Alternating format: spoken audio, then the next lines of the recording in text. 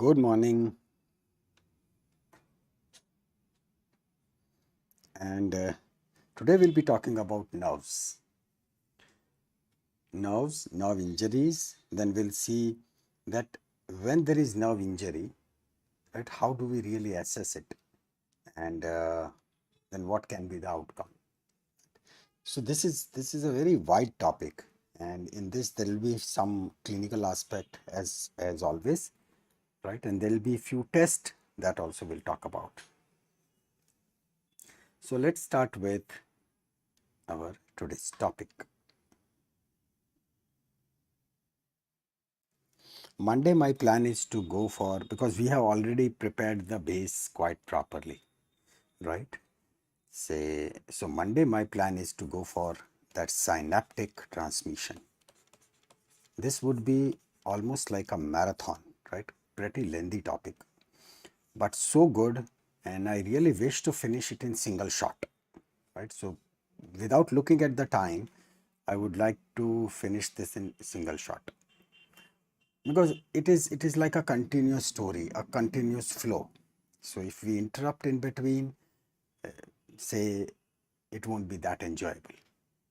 So will Monday be possible for all of you to come? Because this is like what really happens is, as I was getting few emails, and there were few doubts, I have already replied to those doubts. But on Monday, do you have any other class at our time at 11 o'clock? Or no, it would be possible to attend, because I don't know about this Christmas thing. So whether there is holiday or so yes means okay, there is class. Mhm. Okay, because some of the topics, they are such that if you attend it live, it will really make a very big difference. So that's what I really wish. But whether to join or not, don't know. Okay. So, so normally I won't insist much, but this synaptic transmission, once you know it, I know you'll be so pleased with yourself. You'll be so happy with yourself, and that requires, say, nerves, muscles, all the basic things, whatever which are needed, that we will be completing today, right? Okay, chalo, no worries. So let's start with our today's topic, right? So we start with nerve. Okay, okay. So we start with our nerve. We start with neuron, right? So that's our neuron, the basic structure, right? And in neuron, we know that there is axon, and then there is that myelinated sheath, right? Nodes of Ranvier, which are in between. And we do have Schwann cells, correct? Okay. So we do have Schwann cells, and this is coated with one layer, and that is called as the endoperineum or endoneurium, right? Endoneurium. We are calling it as endoneurium. Neurium. Then this neuron, right? So many neurons would accumulate, and they will be creating what is like a muscle. They will be creating what is called as the fascicle, right? So that's the fascicle, and fascicle is covered by perineurium, right? It is covered by perineurium, and this and such so many fascicles, right? So many fascicles, they are over there into the nerve, right? And in between, we'll be having all those blood vessels, right? Veins, arteries, etc. So this, and obviously this will be, this is endoneurium, this is perineurium. So the most outer one would be epineurium, right? Epineurium. And that's our nerve, right? Now, yesterday we talked about that if this is the dorsal horn, this is the ventral horn, right? So this would be sensory and this would be motor. Now you'll be surprised that the sensory and motor, that's their function, but even physically also they are quite different, right? There would be a difference in the type of nerves. That's what we are discussing today, right? So just remember this much, that on the dorsal root it is sensory and the ventral root it is motor. In case if you have not attended yesterday's session, right, this is what we discussed in quite detail, right? So preferably go through it. Achha. Regarding the classification, so when the nerves are to be classified, so there are various methods to classify, various methods. One of the classification which is considered as very standard classification, that is by Erlanger. Erlanger Erlanger is name of the scientist, and Gasser again the name of the scientist, right? So this is one and that's two. Both gave this classification jointly, so it is called as Erlanger-Gasser classification, right? Erlanger and Gasser classification. And significantly, the important piece of information is that they got more Nobel Prize for this, right? Nobel Prize for this, right? Nobel Prize for this. Achha. The function of this classification, or how it is done, it is purely based on myelin, right? It is based on myelin. So whether the myelin is present or not, if it is present, it is in what quantity, more or less. Bus. That's it. That's how the whole thing is classified. So if we say A, B, and C, because in A there is once again alpha, beta, gamma, delta, right? So we have got alpha, beta, gamma, and delta, right? These are the sub classifications, all of them together. Relatively much easier. What is the function of myelin? Function of myelin is that the nerve conduction should go fast, because its function is it skips that, right? It jumps those ions, they jump, so that's why it becomes fast, right? And another thing is more the number of wires, because if you see the wiring of your air conditioner, right, that is much thicker as compared to the wire which is for a light bulb, right? So thicker the wire, more would be the transmission, right? More current will pass. Same thing is over here. So as the nerves become thinner, so the conduction speed and the amount of conduction, they drop. So simple principle of electronics or electrical, right? So here it is myelin, whether it is present or not, whether it is present or not.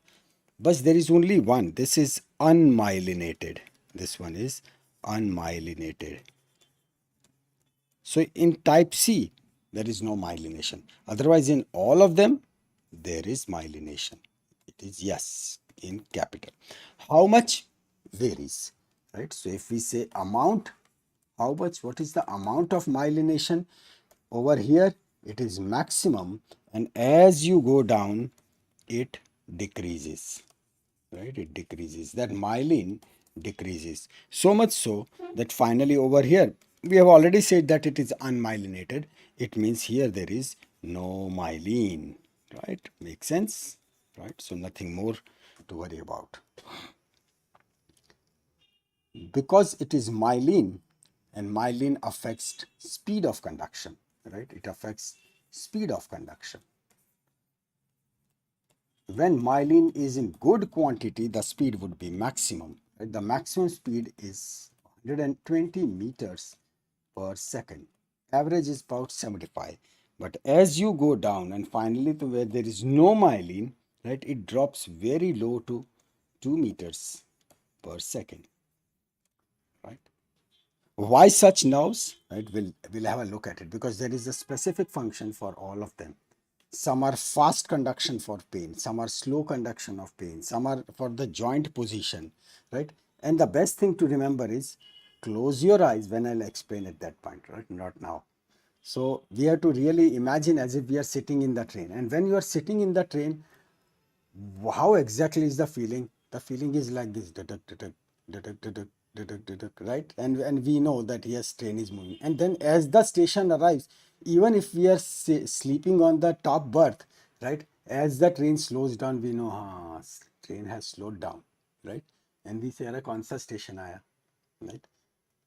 Then we are sleeping and train is at the station, dhokuk, right? That jerk, right? And the train starts. We know, okay, train shuru ho gayi, right? We don't have to watch outside. All these are, 2 millisecond is of C. 2 meters per second is for C. This last one, right? Otherwise, alpha, beta, gamma, and delta, they all are myelinated. Yeah. So that is right. It is for C and not delta. Okay. It is for C. So all these proprioceptive sensations, right? We'll talk about it. And seriously, it is the example of train, and that would be more than enough to explain everything.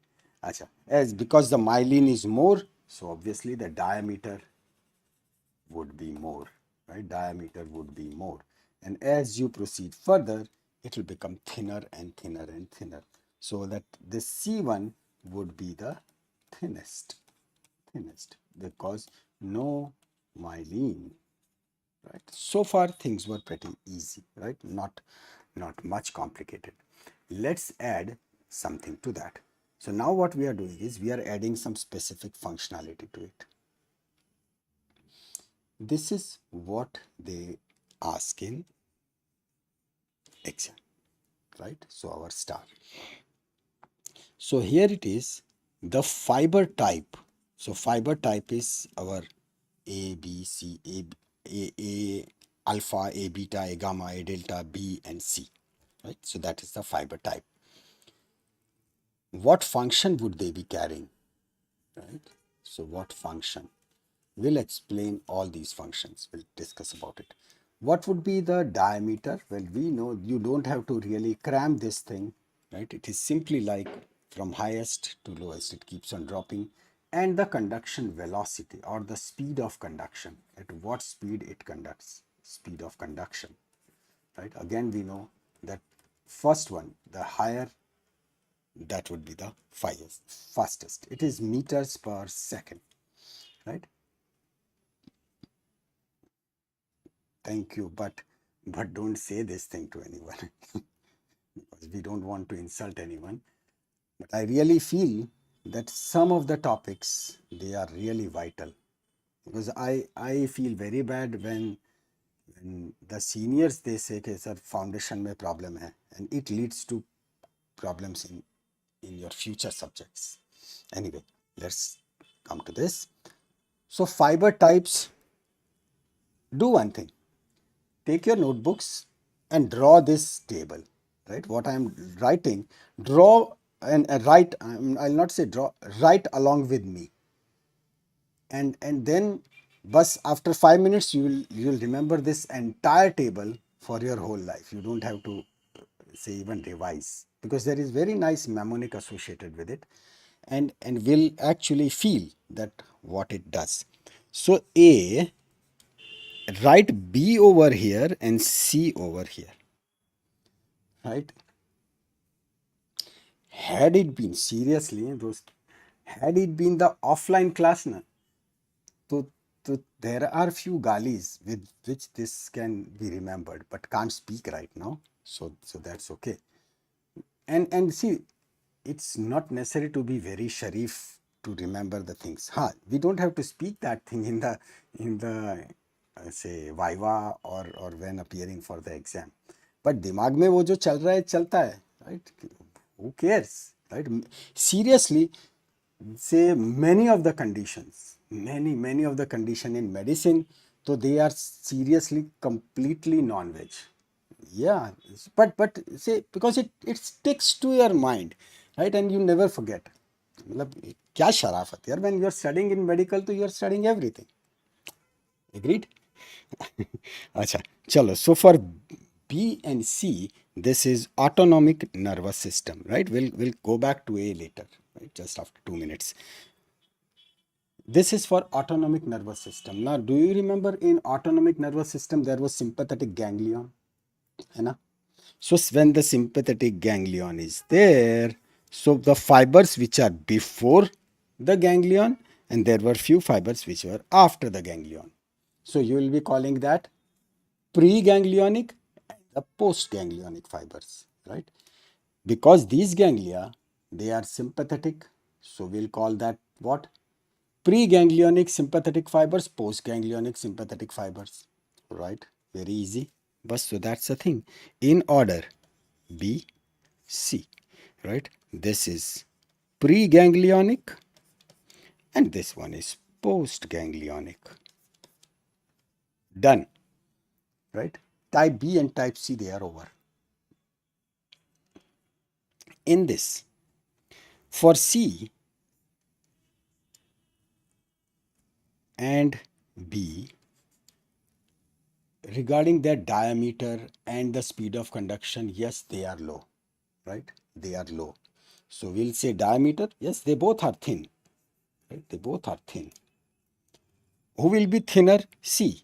Same order, right? So this is thin and this will be the thinnest and the slowest. And the slowest. You know the reason. Myelin. Myelin is not there, right? In type B, it is there. There are digits that it is 3 to 15 and less than 3 micrometer is there. No need to remember. No one asks, right? No one asks. And there is no point in even remembering it because it is highly variable. Say when it is normally said that speed of conduction of type B is 3 to 15. Well, this is a huge difference, right? Because say A delta are in some cases A delta moves at 12 meters per second. So don't even try to remember it. Just know that from here to here, this one will be thick and this one will be thin and this one will be the fast and this one will be the slow, right? That thing goes.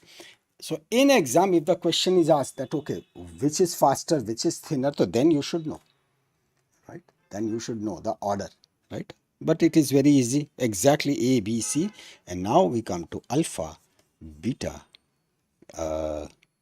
gamma and delta. ठीक? 4 types.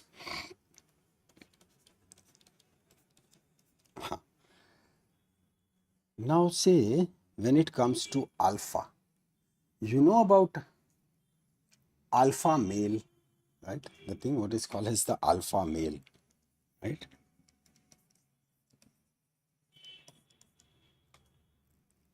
There are so many courses going on about alpha male. Means alpha male, they are like lion, right? Very dominating, right? And there are typical characteristics of male. That's a different thing. But say in even in our very finest of the books, there are few descriptions of ideal male and there are few descriptions about ideal female, right? There are few very wonderful characteristics of a nice female and there are good characteristics which are of classical male, right? We'll discuss about that thing someday. But this alpha male, right? When it is said alpha, so that means he is interested in what? He is interested in say dominance, right? In dominance. So powerful bikes, motorbikes, right? Cars, right? That is bikes, cars, right? Motor cars. They are their passion. So over here, in case of alpha, you remember it this way. Let's say they are interested in property, right? And they are interested in motorbikes. But that's the function. That's the function of these alpha. Because alpha, it has got two functions. Now this one is very special. But this property, from property, you will remember the word proprioceptive. Proprioceptive, right? Or proprioception. Proprioception, we'll take it first on a completely new page what it is. Proprioception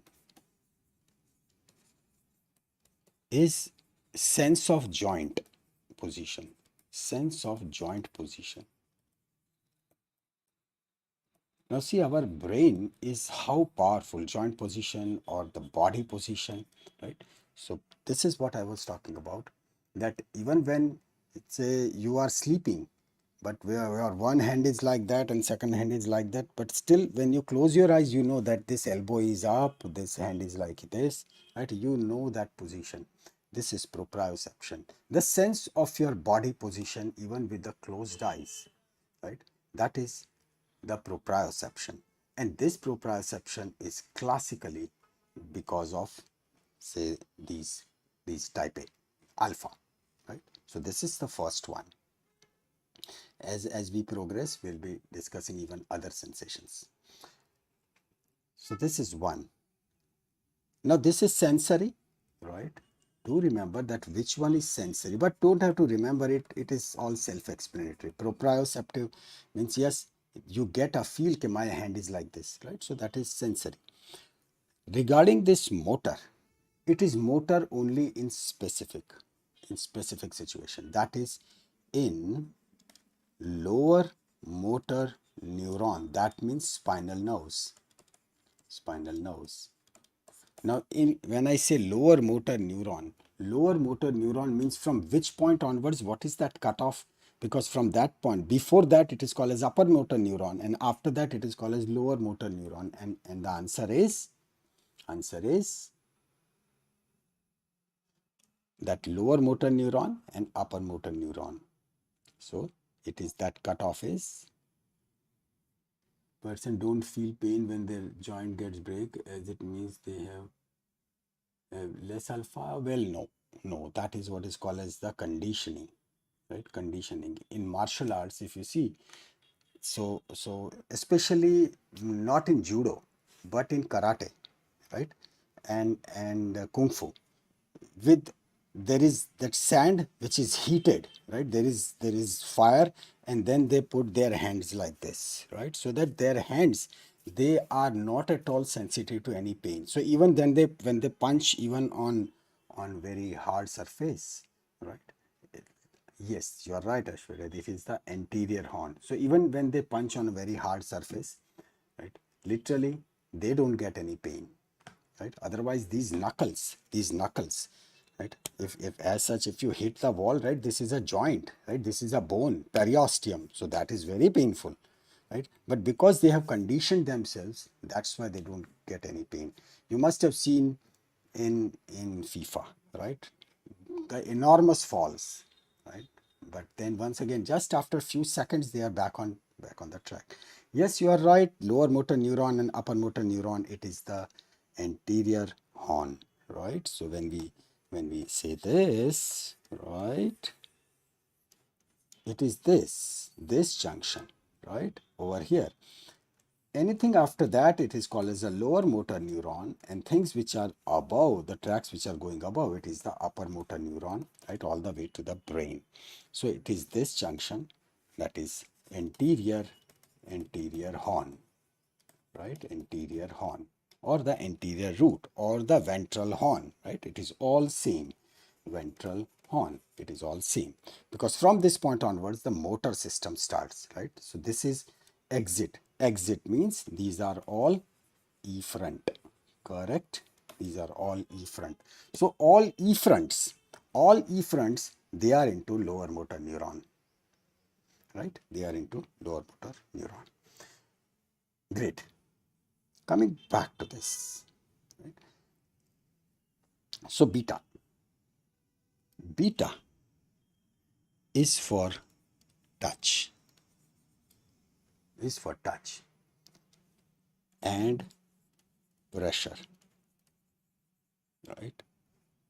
It is for touch and pressure. So this means this is pure sensory, right? Pure sensory, because in case of alpha, in lower motor neuron, yes, there was this motor component, right? Because it is the spinal nerve after anterior horn. So that becomes the motor component, this one. But over here, beta to is pure sensory, right? Pure sensory.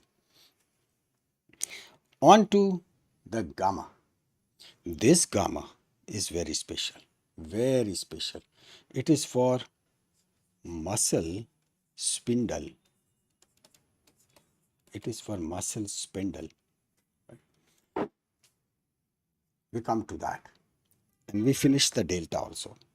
So delta, it is for again for touch, but also for the pain.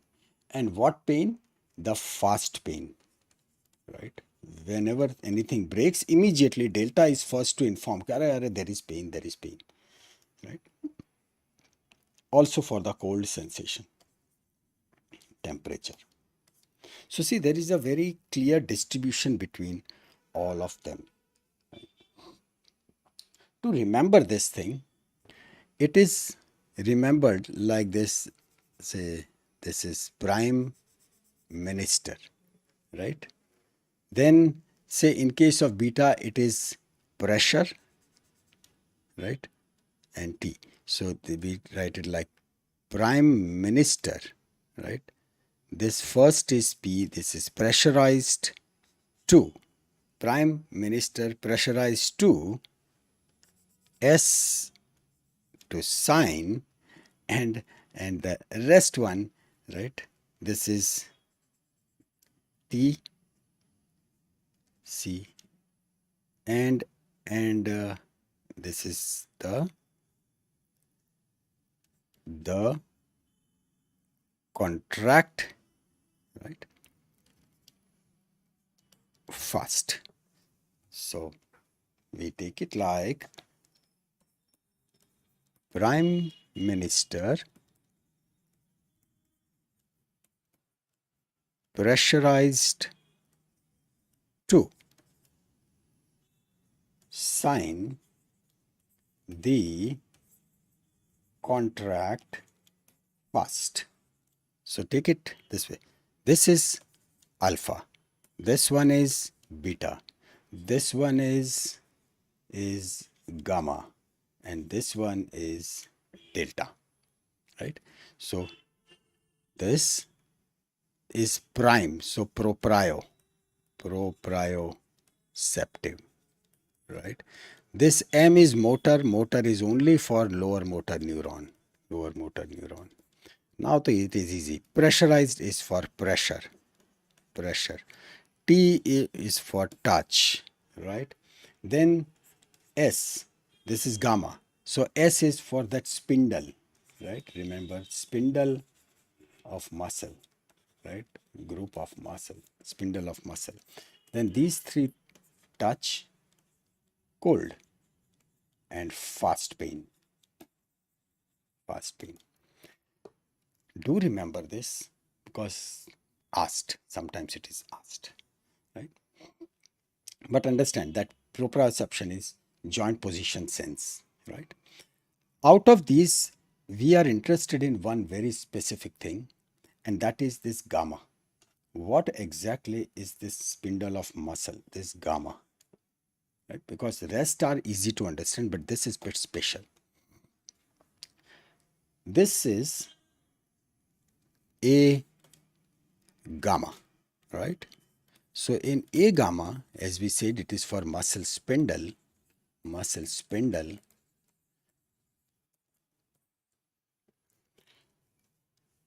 Say in lower motor neuron, if you type to check the knee jerk, right, or the knee reflex, will it be fast, brisk, or it would be weak?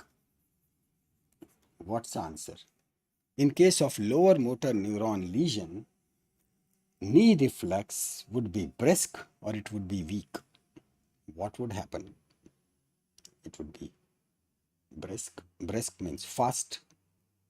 It would be weak. That's right. It would be weak. That's a correct answer. It would be weak. So when it is weak, sometimes you try to assess it, right? It becomes difficult. It becomes difficult because you should be tapping exactly on that quadriceps tendon. So if you have not, and plus the position is very important, that it should be in between, and then you jerk, and then the you get the reflex. There is one very good method, right? And that is called as the Jendrassik method, right? It is called as the Jendrassik method or Jendrassik maneuver, right? Jendrassik or Jendrassik's maneuver.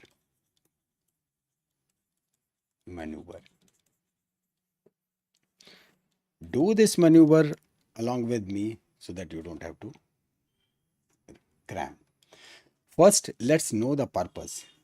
This is what we'll be doing in lower motor neuron lesion. Why we'll do? Because we know that knee jerk is weak, right?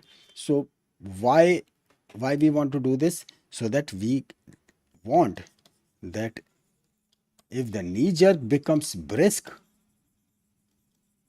so it is a positive sign. We got it that this is lower motor neuron lesion. So normally knee jerk, this is inhibited, right? So from top, right, from brain to the spinal cord, right, brain to spinal cord, all the reflexes, they are getting returned from the spinal cord, right? That is what is called as the reflex arc, correct?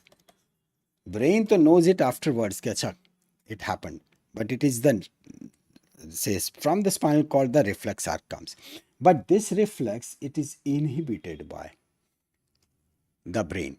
So brain sends those inhibition signals. They are called as the inhibitory signals, right? So that's why we don't get that reflex arc, so that we don't get the knee jerk. By doing the Jendrassik maneuver, Jendrassik maneuver is stopping this inhibitory signal. So now there is no one to inhibit this knee jerk, and we get the good jerk, right? So we get the good reflex.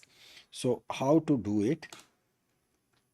This maneuver, right? This maneuver requires two or three things, we should say. So this is for Jendrassik. One, clench your hands like this, right? Like this. So clench your hands, clench your teeth. So it is like, right? And clench your thighs. Now in books, it is, they like clench your teeth, right? Squeeze your thighs, and hand should be in this, lock fingers and put the, but basically you are generating the resistance. So remember it like this: hands, teeth, and the thighs. All of them, they should be tightened. All tightened. Bas, that's it. This is Jendrassik, right? So, and then the test is done. So you tell the patient, you actually demonstrate that this is how you do, and then the test is taken. This is a classical test for this A gamma, right? This is the classical for A gamma, Jendrassik maneuver, right? So these are like classifications, Erlanger and Gasser classification, and these are the functions. Rest all functions, they are crystal clear, right? Because there is, the name itself is telling. The second classification, again, which is asked is, so this classification, Erlanger and Gasser classification, for both, for motor as well as sensory, right? This second classification, which is called as the Lloyd's classification. Lloyd's classification. This Lloyd's classification is not for motor. Is not for motor. Is for sensory only. Right? It is for sensory only. So it doesn't matter. We'll just remove the motor component, and rest of the things will remain as it is. Right? There is another name. Its name is numerical classification. So this you remember, numerical classification,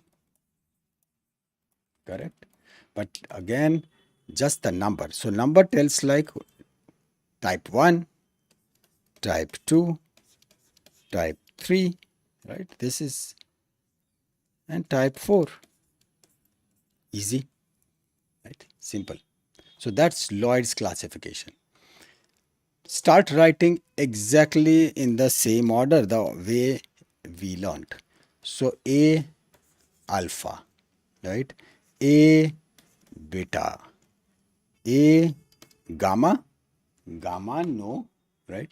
That gamma was for muscle spindle, right? So that was sending the signal. So this is will not be using gamma here, right? Delta, yes, delta was for pain, fast pain, cold, right?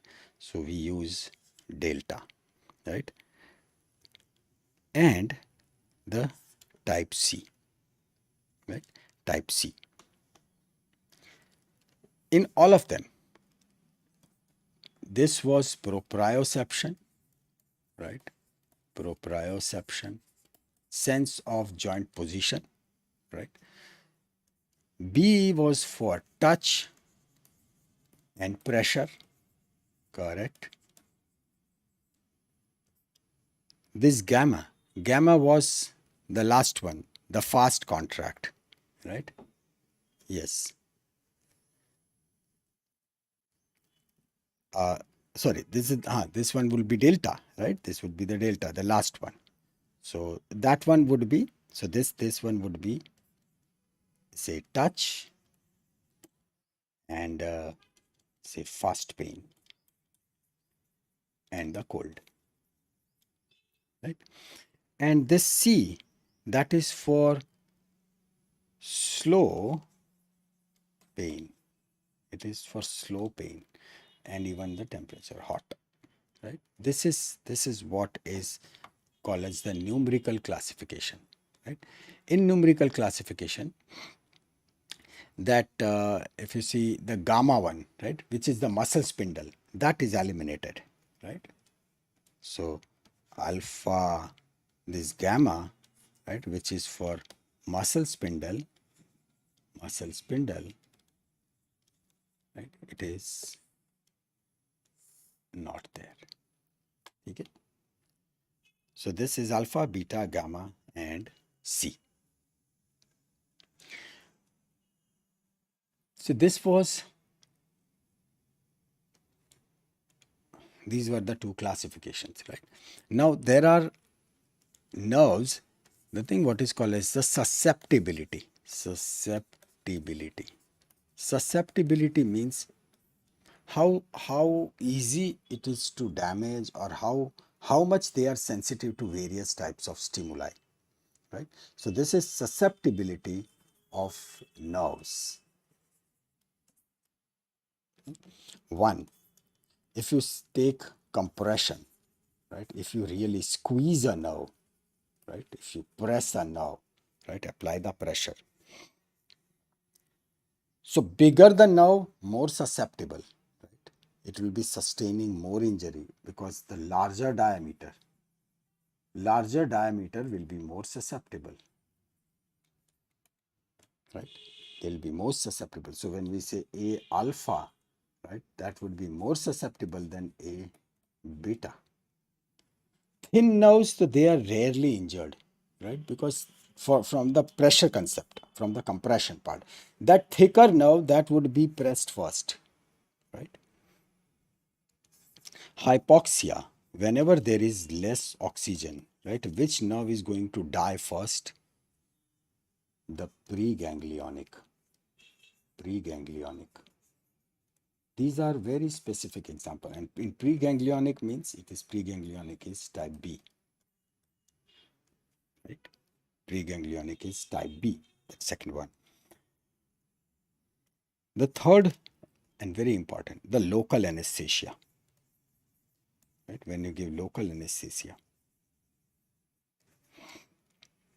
So there are various nerves, but the first, this is the order. B most sensitive, then A that gamma, and then it goes into the order of A delta, and then A alpha. Alpha and beta, they both are almost same, right?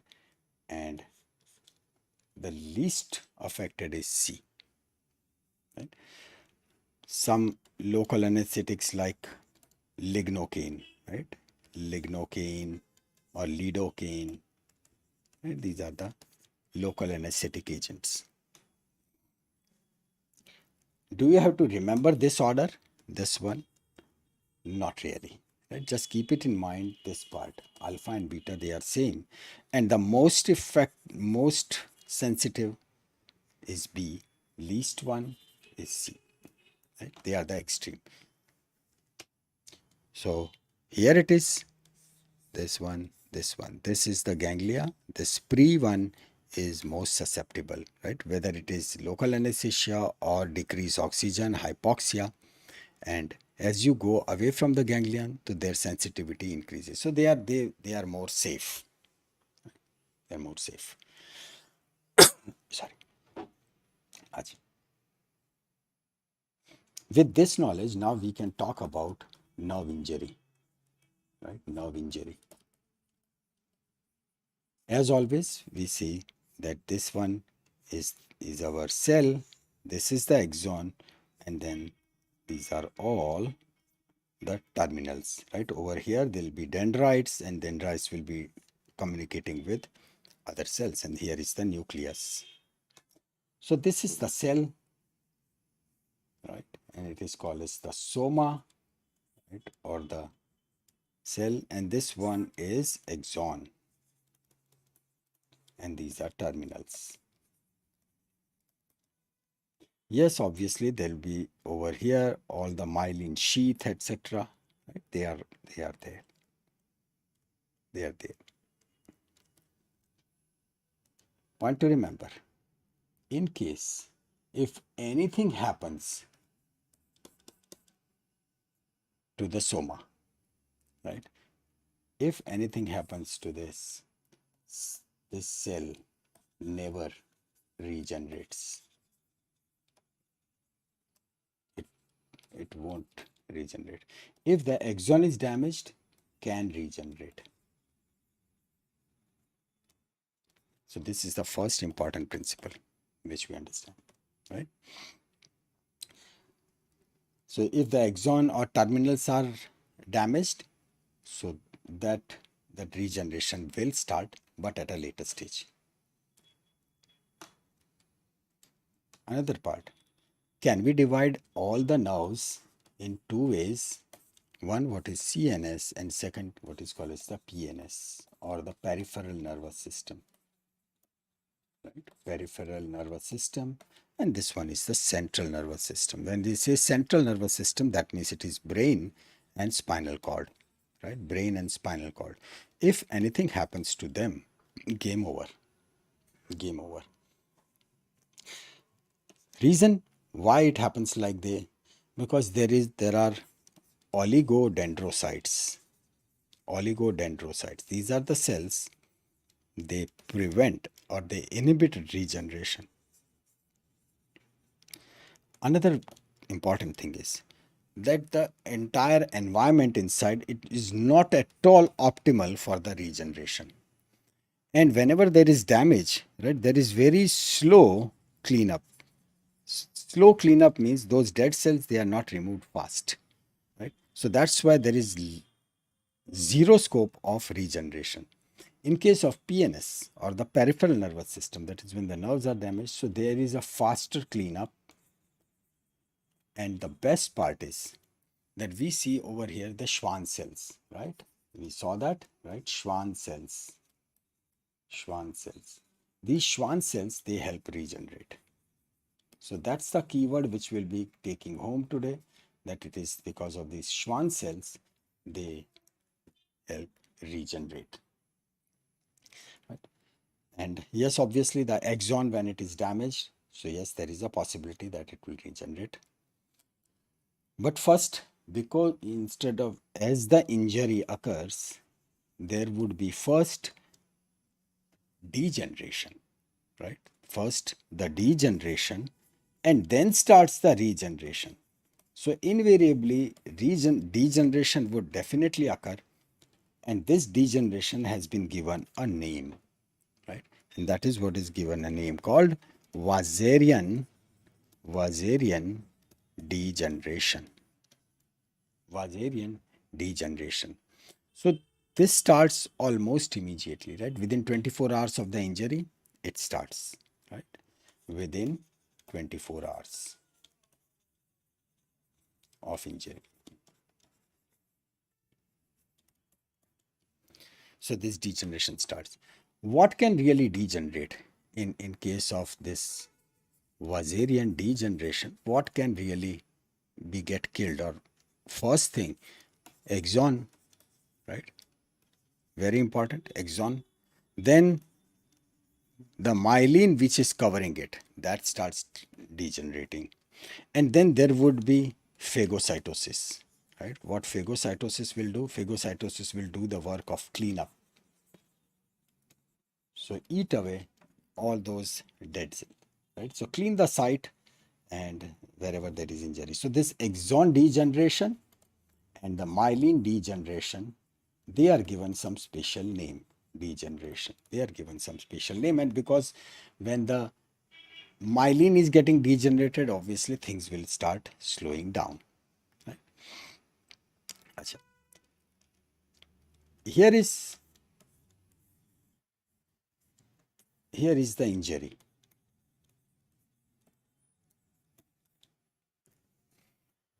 So one what is called as the proximal degeneration, right?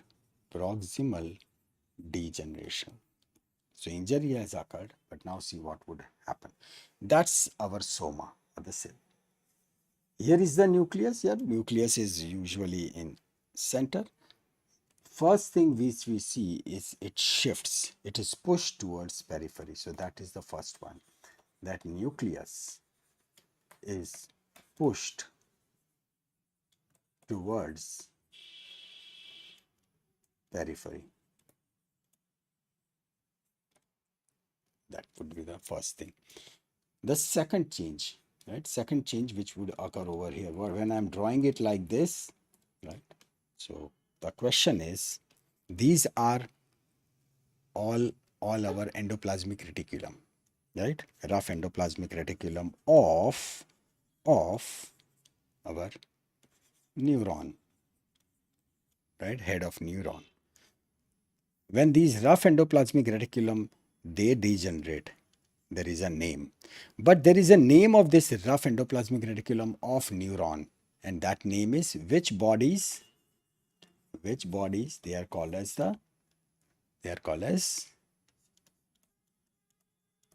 nasal bodies. They are called as nasal bodies. Learn the name. When these nasal bodies, they are destroyed, right? When these nasal bodies are destroyed, or we can say disintegrated, that term is called as it is a question. It is called as the chromatoclysis. It is called as chromatoclysis.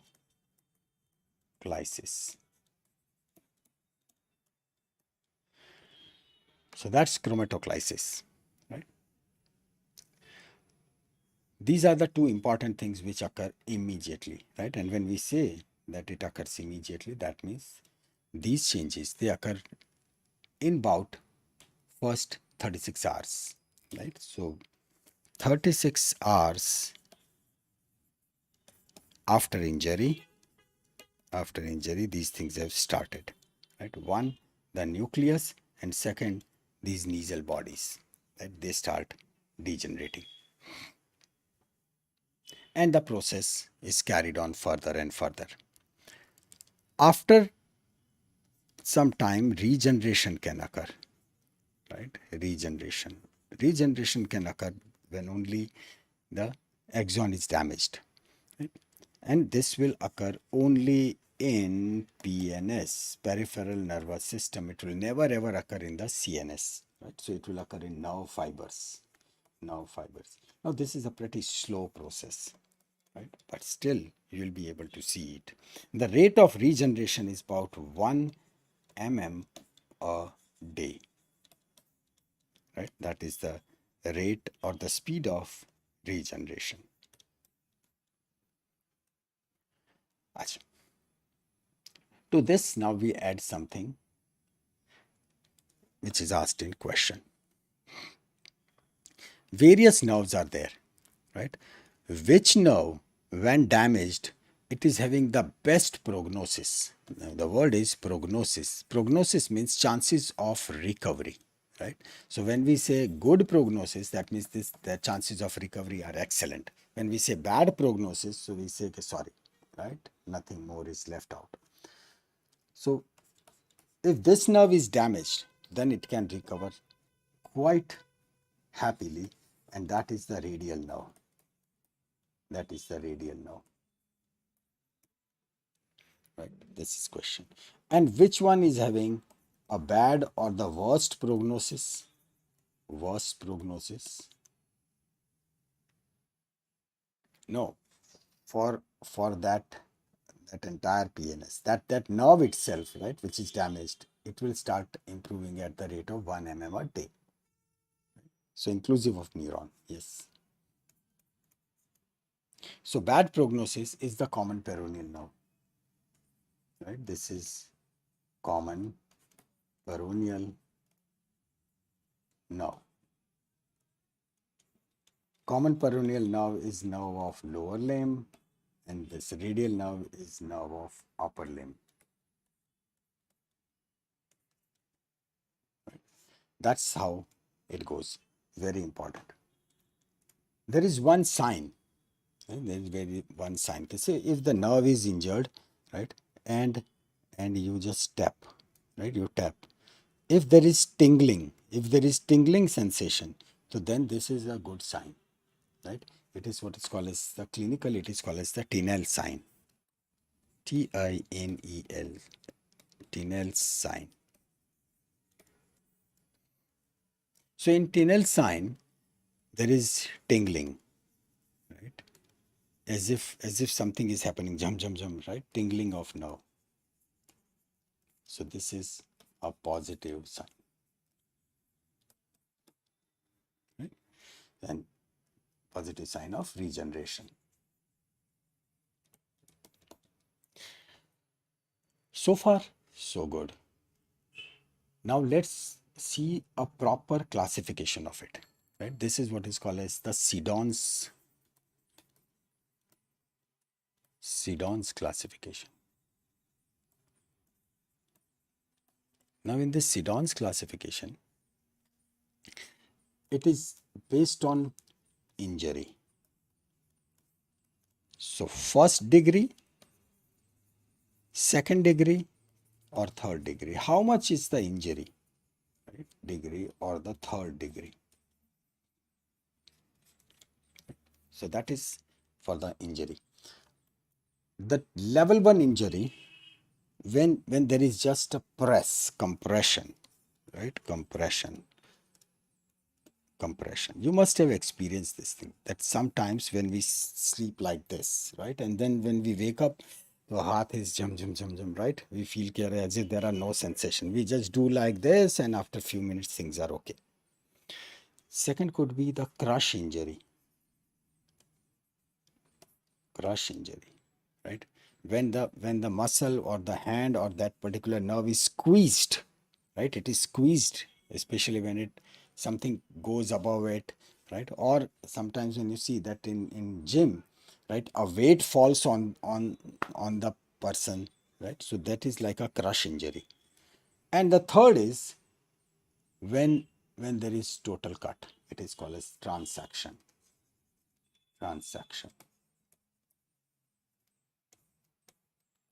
The nerve is sliced.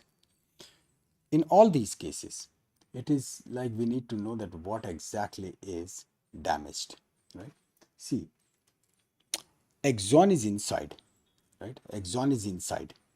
on that there is myelin sheath, right? So over here, we just see like this, axon and myelin.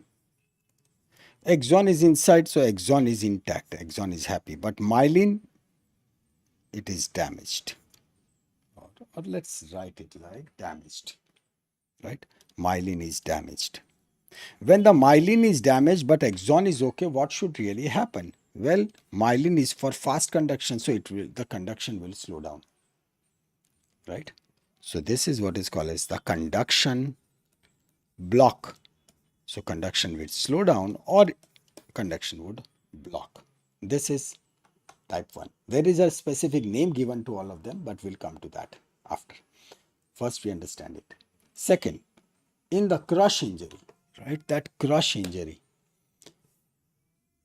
the axon is damaged because of that heavy crush, right? This axon is damaged. Now, when the axon is damaged, so there is even surrounding damage is also there. Surrounding damage, right? Damage, right? It is there. So in conduction block, this is in type 1. What happens that yes, there is conduction block, but then it recovers. Correct? After some time, that pain and everything, it goes away.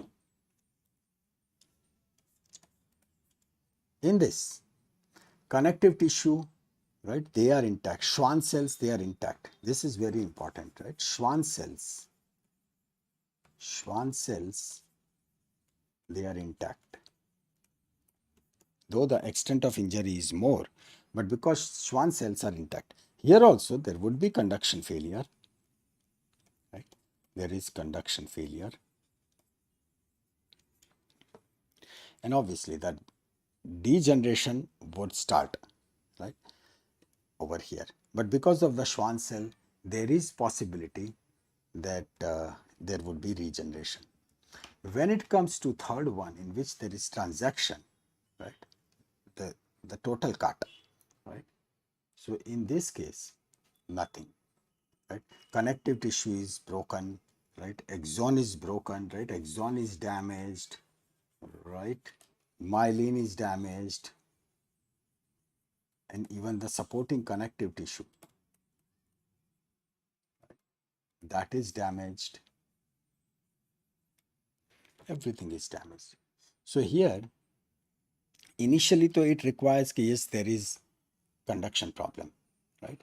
But it does not recover, right? It never recovers. So here is also, it is like conduction failure, right? Conduction failure never recovers. While in this case, yes, chances of recovery, they are more, right? Now, when we say that what exactly is damaged and what is the name of it, so over here, this type of first type of injury, right? And I'm putting a star. That means they ask, right? Which is also like nerve compression injury. So it is called as the neuropraxia, right? It is called as the neuropraxia.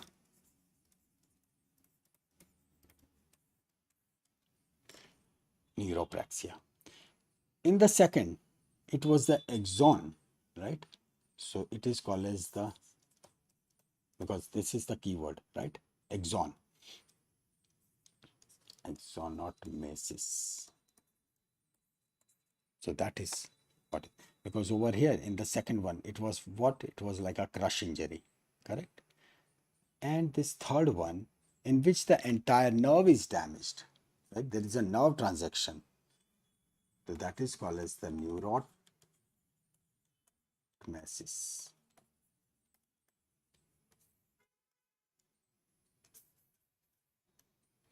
Right? So here there is nerve transaction, nerve is totally damaged.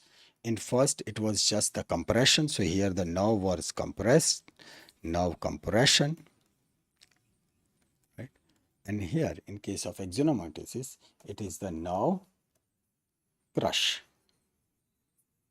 right? Compression, crush, transaction. That's what really occurs. Right? So this is how the process is there. Do you remember to classification names? Yes, you have to. You have to. Because these are sort of say they ask. They ask. So if not much, at least say do remember the names. But once you will see it properly. So I'll give you a list later on, right? Say for example, if you are preparing for USMLE step 1, right? So how do we really prepare? Divide it into three parts. One, what is called as the concepts, right? They should be rock solid. Then second, image based. So those images which you need to see, because then and then that picture will really be in your mind. And third thing is for that ratification, right? So we are crystal clear that these are the things which are to be ratified, right? There is no other option.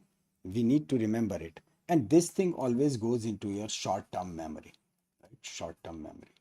So next day morning when the exam is there, right, 2 ghante pehle have a strong cup of black coffee and start watching it. So that's where our notes would be comprising only of this. We don't have to read about our conceptual things or those images that we have already prepared, right? Right now we are developing our concepts. Then there would be a day when we'll be watching images and lots of images, those images which will help us in making our concepts better. But at the same time we'll also start registering, okay, this is this stage, this is this stage, right? That way this third part, the ratified wala part, that is like in good handwriting or in our own handwriting, we'll just prepare one PDF, right? That would be comprising of all those things which are to be crammed.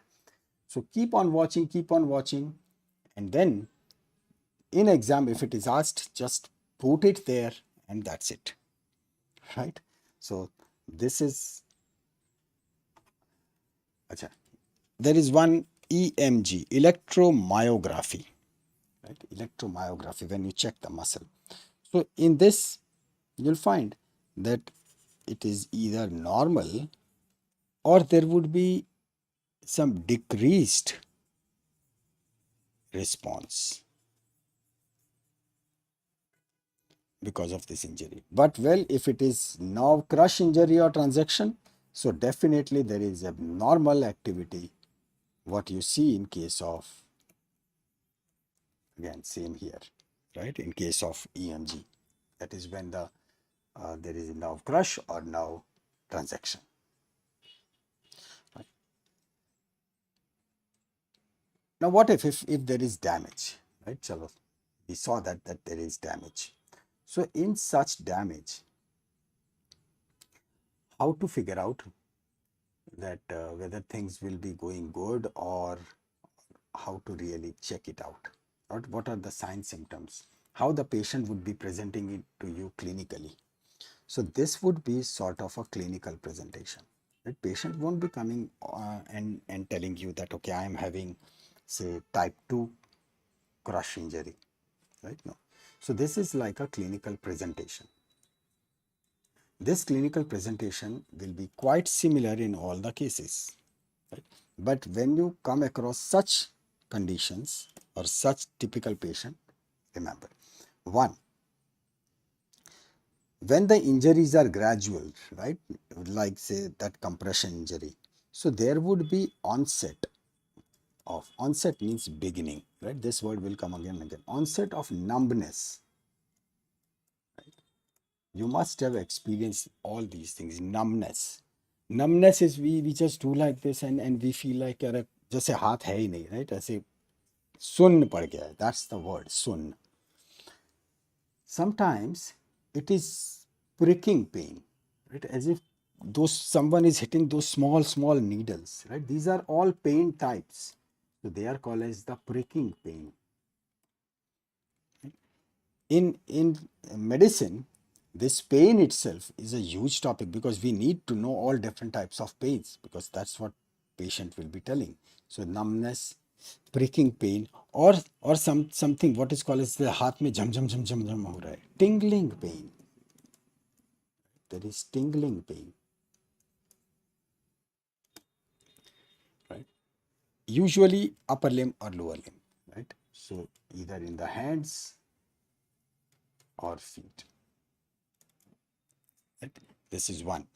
Second, this is very important. I'll use the word, it is called as the causalgia. Causalgia. Now what causalgia is? Let's take it on one next page. There is CRPS, right? Sometimes these names, right, they are there, but actually their principle is very simple. CRPS stands for, see, this is complex. R is for regional. Complex regional pain syndrome. This means syndrome. That means it will be having some classical characteristics. There are two types, type 1 and type 2. In both the cases, there would be pain, right? This CRPS is a fantastic topic, right? Huge one, because there are multiple differences between type 1 and type 2. But over here, we'll understand the basics of it. Type 1 means what?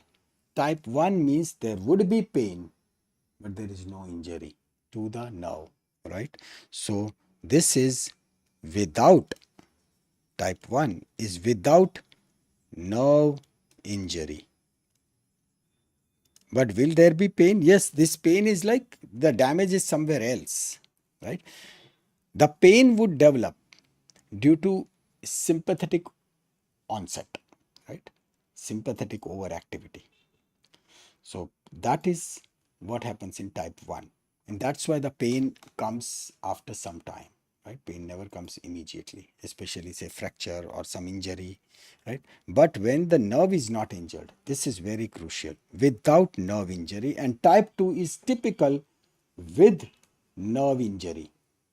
So because our current topic is nerve injury, that's why we'll say that our patient will be having type 2 CRPS, and type 2 CRPS is called as the causalgia. It is called as the causalgia. Causalgia is pain due to primary injury. So here there is primary nerve injury. Right, that is causalgia. Now same way, if you see, if you ask that what would be the name for type 1 CRPS, as we said that it is for the sympathetic activity, so it is called as the reflex sympathetic dystrophy, or the RDS, right? This is type 1. But in type 1, if you see, the onset is after some time. Sometimes it is after few weeks and the pain starts. What type of pain would be there, right? This is a very typical pain. Classically, type 2 pain, right? That will write it over here. That causalgia is what type of pain? Which occurs instantly as soon as the nerve is damaged, instantly. This pain is like a burning pain, right? It is intense, right? Intense burning pain. And this burning pain won't subside, right? It is long lasting. It is long lasting. This is the typical characteristic of what's called as the causalgia, right? So pain is there, but that pain is of very specific type. Obviously, when the nerve is damaged, so there would be muscle weakness, right? Muscle weakness, correct? And when the muscle weakness is more, so there is paralysis, right? It is because of, right? That's why, say, over here, the injury is because of that sympathetic activity will come into action, right? It is because of sympathetic hyperactivity. So when we'll be discussing pain, at that point, we'll talk about it. But we can say that it is because of sympathetic hyperactivity. So actually, the way patient would be shouting, it won't be proportional to his injury, right? He will be shouting more, right? The way it is said that if there are superficial injuries, so then that is very painful as compared to if someone has broken his bone, right? Yes, bone injury, that is very bad, but when the nerves are damaged, so at times there is paresthesia, right?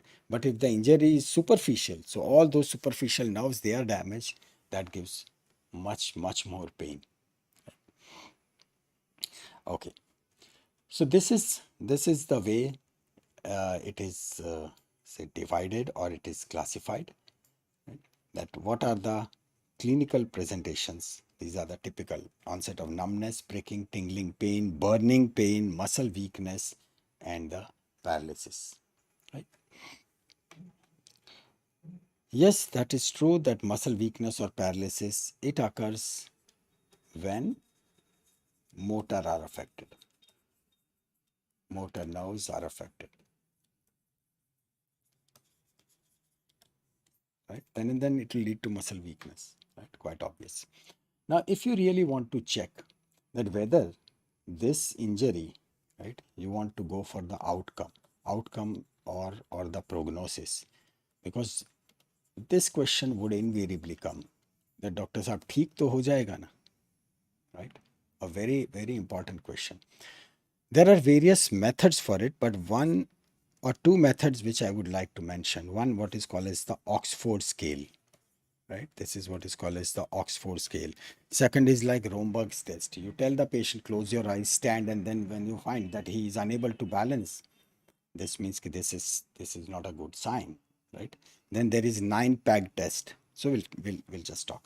First, let's talk about this Oxford scale. That is, whenever there is injury, you try to figure out that how much is the movement, right? Say, if you see there is only flicker of movement, just minor movement, so we call it 1, right? Wait, let's remove this, and here there is flicker of movement, just minor movement, not good, right? Not good. This is bad, right? This is worst. 2 will be going towards the great. The second, that there is full range of activity with gravity counterbalanced, right? What gravity counterbalanced is, okay, when the gravity is helping, right? Gravity is helping. So you tell the patient, okay, hands, try to make the hand straight, so he'll be able to do this. But the gravity is helping, right? So full range with gravity supporting. Okay. So obviously the third one would be against the gravity, right? So here the full range against gravity. Against gravity. Can he do that? Right? So if he can do this against the gravity, so it is much better. The fourth and fifth, they are also full range against gravity, but plus there is some pressure or resistance. Some resistance. So you tell the patient bend, and then you put some pressure, and then still he is able to do it. And this is best if he can do it against gravity plus strong resistance. This is what is called as the Oxford scale. Important is first 3. Do remember it. Flicker of movement against gravity, with the gravity, right? Gravity supporting, and this is against gravity. So this is what is called as Oxford scale. There is second one. There is second. This is Romberg test. Romberg test. You can do this test on yourself also, right? Because immediately you will find that, yeah, there is a difference. Stand with both of your feet together, right? Hands side. So you'll be able to balance yourself. Then close your eyes, right? Close your eyes and then try to balance. This is crucial because this Romberg balance test, it is actually helping, right? It is when the eyes are closed. So that is where it will test your dorsal column of spinal cord, right? It will be checking the proprioception. It will be checking whether you can really balance your body, right? So this is where the balance comes into picture. Balance with closed eyes. Closed eyes. Still, if you want to extend this test further, right, if your patient is properly balanced, right, he is balancing, you try to give the distraction, right, try to push him. So if he can once again adjust his original position, yes, this is much better, right? So this is what is called as the Romberg test. When we'll be discussing cerebellar testing, right, how to check the cerebellum, etc., all these tests are going to repeat in more detail, right, because there are some variations. But for the nerve injury, this much is enough. You can also go for what is called as the 9-peg test. 9-peg means nothing, right? It is just 1, 2, 3, 4, 5, 6, 7, 8, 9. And there are, say, 5 pegs. Pegs means those sticks, right? Which you can insert over here, right? Insert over here. So there are 9 sticks lying over there. Start the stopwatch and tell the patient that put one by one into all these 9, right? And as soon as patient touches the first peg, start, and as soon as he puts over here, stop. And then calculate how much time it's requiring for per peg, right? Per that stick. Same, the reverse way, tell him to remove, right? This will give also one of the very important clue. So these are some of the tests. No doubt there are some visual tests and there are even other tests also. But this is what will give the prognosis, that how the things would really look like. Achha. I was telling about the train part, right? So one what is called as the proprioception, right? Proprioception. Do remember all of them because they will come into your nervous system, right? Then there is kinesthesia. Kinesthesia. Right? This is, if proprioception is sense of sensory of sense of, right? It is the sense of joint, right, or the body position. So that is proprioception. Kinesthesia is awareness of motion, right? This is awareness of motion. Otherwise, say you are sitting in a train, but then when you know that yes, you are moving, right? Even if everything is silent, even if you are into levitating train, right? That train is moving, but you get a feel that yes, it is moving, right? Similarly, there is a sense of force, right? Sense of force. Then there is sense of that change of velocity. Right? This is what say, हाँ train ने speed पकड़ी, right? Sense of change of velocity. So though we are not into railway engine and we are not watching the speedometer, but still we feel, yes, it has picked up the speed. Right? All these things, all these sensations, they are by what's called as the mechanoreceptors. They are by mechanoreceptors. These are the special receptors in our, say, musculoskeletal system, that is muscle, tendons and ligaments, which gives all these senses, right? Because all of them, they are like sensory. Now, last topic, all these mechanoreceptors, right? All these mechanoreceptors, they are all myelinated. Myelinated. If they are myelinated, that means they are fast, correct? Why should they be fast? They should be fast because fatafat they'll be sending the signals to the brain, and then brain will take the necessary action to balance the body. Try to do swimming, right? You jump into water, right? And then as you go deep, right, immediately you'll orient yourself, right? Immediately you'll orient yourself. How will you orient? It is not only the gravity, but at the same time, what exactly is your position? You'll also take the signals from your ears, right? The best example on Lakshadweep, right? When I was means out of just a sheer competition, went deep into the ocean, and then a big wave crashed on my head, and I was way deep into the ocean. But now it is at that point when you try to recollect that where exactly are you, right? And where is that sound? That sound, you know, okay, this is the position, right?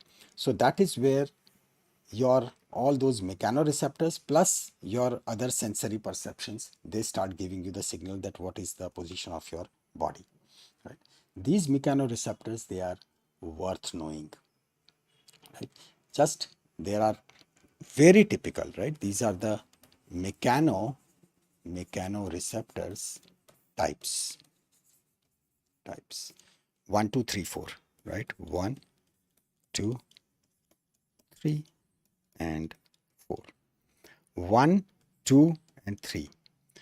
These are small receptors, these are medium receptors, and these are large receptors. Done. And this fourth one, they are very small, right? So it is not very large, but it is very small. So do remember this, very small. The first one, this first receptor, it has got low threshold, right? Low threshold. Low threshold. What is low threshold? Low threshold means bus at a very low level, right? It will adapt. Okay, bus it will not send further signals. So it is slow when there is dynamic or static movements, right? Dynamic means the movement, the body is constantly changing its orientation. While static means the body is into that position, but it is not normal, right? It is in some abnormal position, but it is fixed. If myelinated neuron is crushed, then all the functions will stop. Well, it will be slowed down. Remember, when the myelination occurs, if the myelin is damaged, it will slow down, and if the axon is cut, right, so it will stop the conduction. Right, and if both are damaged, so then there is no possibility of regeneration. Right, axon can regenerate at a slower pace, but it can regenerate. Right, why it can regenerate? Because of Schwann cell. Right, this medium and large, this is having low threshold, right? But this is for dynamic, right? It is for dynamic position. So when let's say classically you are into water, and then ocean is tumbling you, but even when you are tumbling inside, right, you are rolling, it is this type 2 mechanoreceptors, because they are rapid, so they rapidly decide and they figure out that what is the situation, how exactly your body position is, right? And these large receptors, they are with high threshold, right? They are with high threshold. So they, when there is extreme movements of the body, at that point they will inform. While this medium, slight change, and then they tell immediately. So that's the reason this is a very important, because it acts rapidly and it has got less threshold. So even slight change and it informs immediately, and it is for dynamic, means constantly changing movement on constantly changing position of the body, and it helps. In case of this large, it has got high threshold. When the entire body is making major changes, then it will come into picture. and it is relatively slow because it will say कि अच्छा अच्छा अभी this 2 is taking care of, right? So this is like this 2 and 3, this and this, they are giving us the proprioceptive, the real proprioception, proprioception. That feeling is by type 2 and type 3, right? This type 4, which is very small, its function is very typical, right? It simply sends, these are like pain receptors. So they go and communicate about injuries, about pain, about damage. So that's its function. But our classically proprioceptive functions type 2 and type 3, right? So this is what we need to know about nerves, nerve injuries, and how all of them, they are so closely associated, right? Monday will be taking this synaptic transmission, right? For synaptic transmission, you need to know these things very properly. Action potential for all, for neurons, how it will occur, for muscles, for neuromuscular junction, what would happen, right? Then the concepts about ICF, ECF, right? And sympathetic and parasympathetic functions. Even if you have, say, this much is compulsory, right? This you should know very well because we won't be able to repeat it on that day, right? Regarding other sympathetic, parasympathetic functions, so they'll keep on coming parallelly. So that would never be a problem. But this is the topic of Monday, right? Let's see how many of you can really join, right? But it would be a marvelous topic. And yes, we'll be adding the pharmac part into it, right? Then we'll be adding some clinical part to it. That's how we'll try to make it rich and good. Okay. So thank you so much. And we meet on Monday, right? So have a nice, good weekend, right? Take some rest, but not much. Eat well. Do some exercise also, right? And stay fit and healthy. Can you change Monday timings? What timing you want? What should be the good time? I don't have any problem, right? We can change the time. What time you want?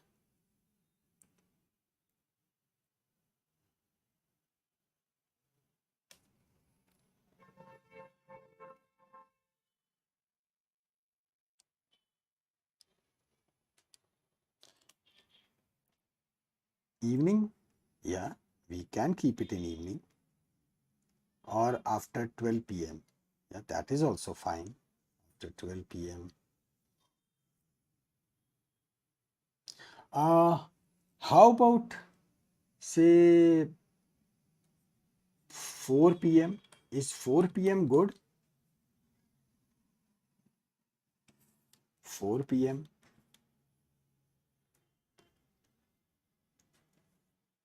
We can keep it at 4 p.m. Acha, you'll have next class at 3 p.m. And from 3 to Chirag, 3 to what time?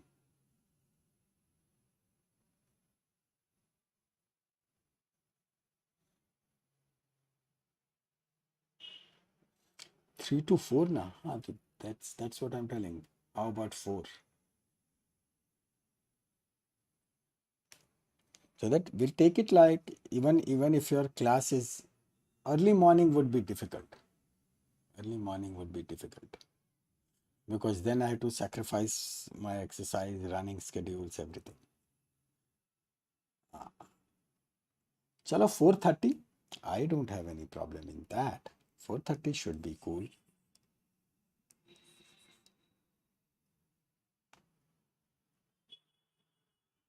4:30 ना, चल ठीक है, right? I'll put it at 4:30 p.m. and that would be on Monday. ठीक है, done, done. So that would be 26, 12, 22. 22 is about to get over. So fast, so fast.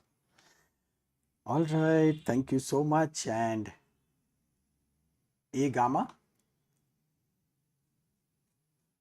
that is for the muscle spindle. In fact, we talked so much about A gamma, you know. So let's take it a bit quick.